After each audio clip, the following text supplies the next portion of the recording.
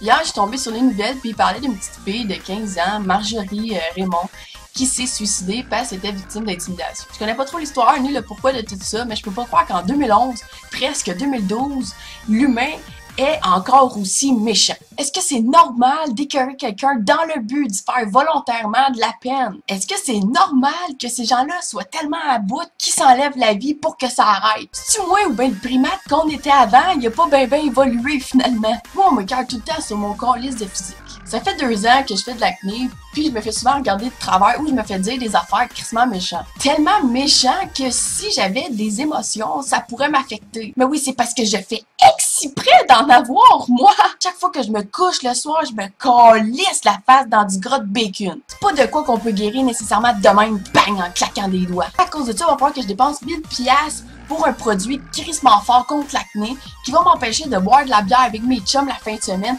pour bien paraître en société, puis que le monde arrête de m'écœurer avec ça. Je suis pas en train de chialer ni d'essayer de faire pitié parce que moi, je m'en calisse de ce que les gens peuvent penser. De l'acné, heureusement, ça peut partir. Mais toi, le gros sans-dessin qui rit de la petite fille qui a un œil décrissé puis qui risque de finir ses jours de même, c'est quoi qui se passe là-dedans? C'est quoi qui se passe dans ta tête à ce moment-là? T'es un coyot ou quoi? Ton petit poids de colle, man? Je sais pas, allume! Tu te rends sûrement pas compte que pour certains, les mots, ça blesse profondément. Puis que derrière ça, en plus, il y a sûrement une grosse accumulation. Mais ça, il est allé jusqu'à les gens se suicident. Quand tu t'es connecté ce matin sur Facebook puis que t'as vu sur le wall de Marjorie tous ses amis, toute sa famille qui écrivaient des commentaires du genre « Marjorie, tu nous manques, on n'arrive pas encore à y croire que tu sois partie. » J'espère que tu t'es senti crissement mal puis dégueulasse. Ben c'est pas elle qui aurait dû crever pour un déchet comme toi. Regarde-toi dans le miroir puis tu vas voir que comparé à la fille ou le gars que t'écœurais parce qu'il y avait un handicap physique quelconque,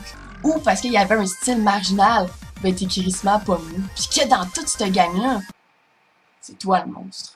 Les gens pensent réellement que j'ai créé le mouvement Les Indifférents pour faire comme Kevin Nveka, puis me faire du frame, puis bla bla bla bla bla bla. C'est pas pour rien que je l'ai créé, cette calice de mouvement-là, allumé. Parce que c'est juste en restant indifférent aux propos des autres qu'on va pouvoir le vaincre, l'intimidation, le vrai. Sinon, ça arrêtera jamais. Tous ceux qui sont présentement victimes d'intimidation, la seule affaire que vous pouvez faire, c'est dénoncer. Dénoncer à vos parents, à vos amis, à vos professeurs, que ce soit verbal ou physique. Faut dénoncer, c'est tout, c'est tout. Puis à tous ceux qui ont perdu un proche comme Marjorie à cause de ça, ça sert à rien de faire du mal aux agresseurs. Je sais que c'est difficile d'accepter ça parce que c'était sûrement ta meilleure amie ou ta sœur. Mais si vous réagissez à ça, ça va juste devenir un cercle vicieux. Puis l'intimidation, elle cessera jamais. C'est à ce moment-là que vous allez vous-même devenir un monstre.